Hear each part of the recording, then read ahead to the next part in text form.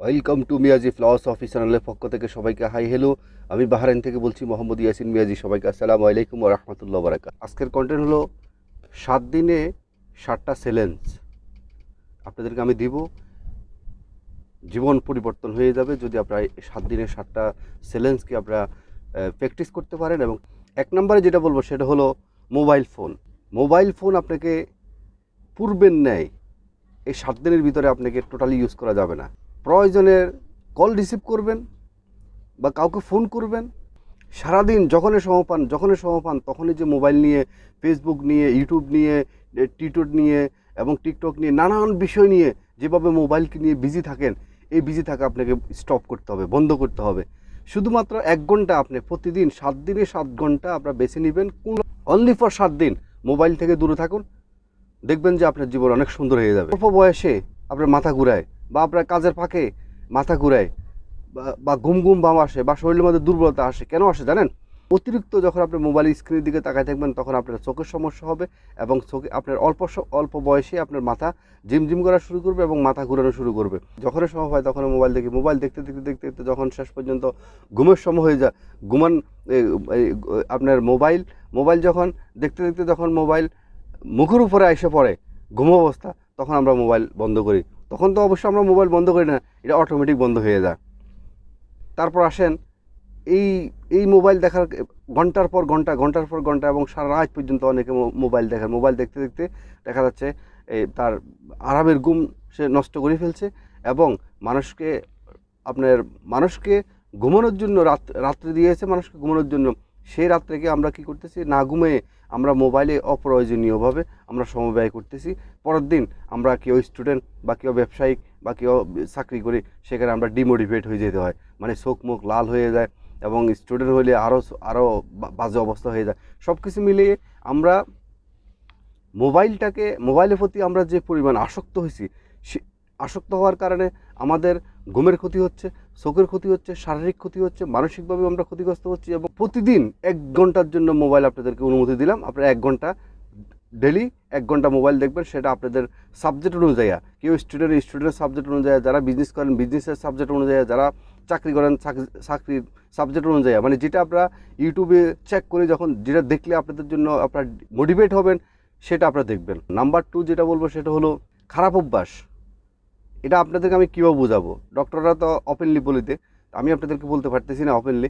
মানে খারাপ অভ্যাস বলতে আপনার খারাপ ভিডিও দেখা বা খারাপ কিছু অভ্যাস আছে। আমরা যারা অনেকেই স্টুডেন্ট আছেন তাদেরকে আমি বলবো, আপনারা এই বয়সে খারাপ অভ্যাস করা বা খারাপ মনোভাব আসা এটা স্বাভাবিক, এটা দোষের কিছু না।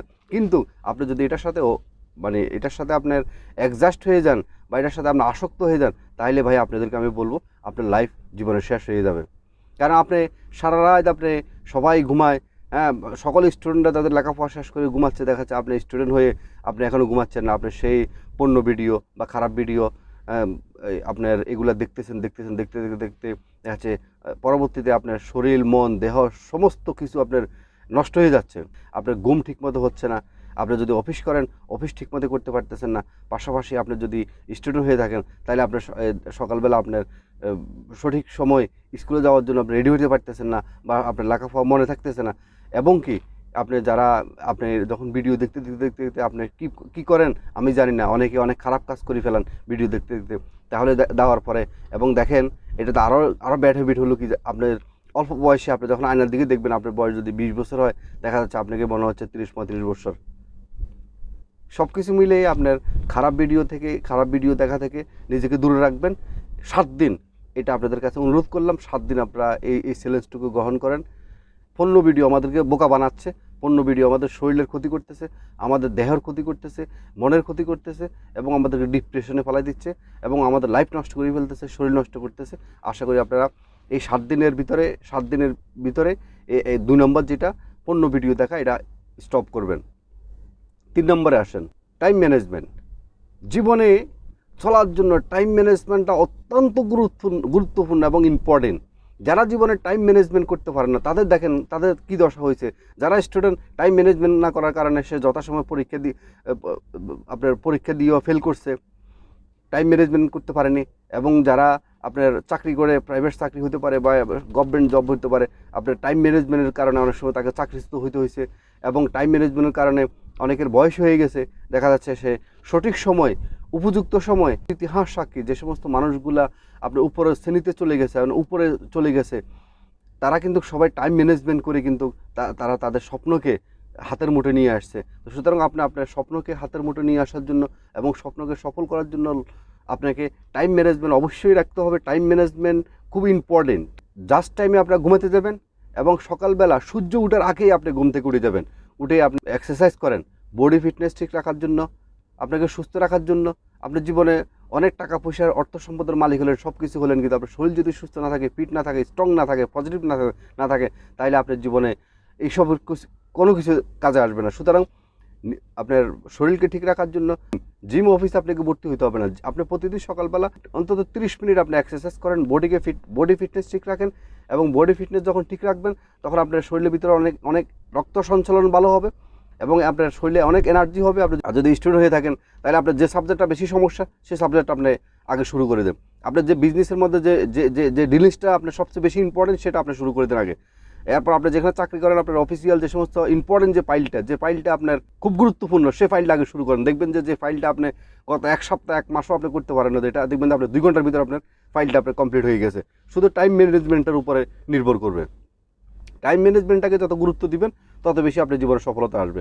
এবং টাইম ম্যানেজমেন্টে আরেকটা বিষয় বলবো, সেটা হলো কখনো আজকের কাজ কখনো কালকের জন্য রেখে দিবেন না। আজকের কাজ আজকে শেষ করে ফেলবেন, তাহলে জীবনে আপনি সফল হতে পারবেন। যখন আপনার আজকের কাজ যখন কালকের জন্য রেখে দিবেন, কালকেরটা পরশু রেখে দিবেন, এইভাবে একদিন পর দেখা যাচ্ছে একটা সময় দেখা যাচ্ছে আপনার কাছে অনেক কাজ এসে যাবে, দেখা যাচ্ছে আপনার কাজ কোনোটাই শেষ হয় না, তখন আপনার কাছে এই কাজ করতে আপনার কাছে ভালো লাগবে না। সেজন্য সবসময় আজকের কাজ আজকে কমপ্লিট করবেন, তাহলে আপনার দিন আরও ভালো যাবে এবং আপনার যেখানে আছেন সেখান থেকে আপনি লাভবান হবেন এবং আপনার স্বপ্নের লক্ষ্যে আপনি পৌঁছতে পারবেন। 3 নম্বরে যেটা বলবো সেটা হলো অতিরিক্ত চিন্তা।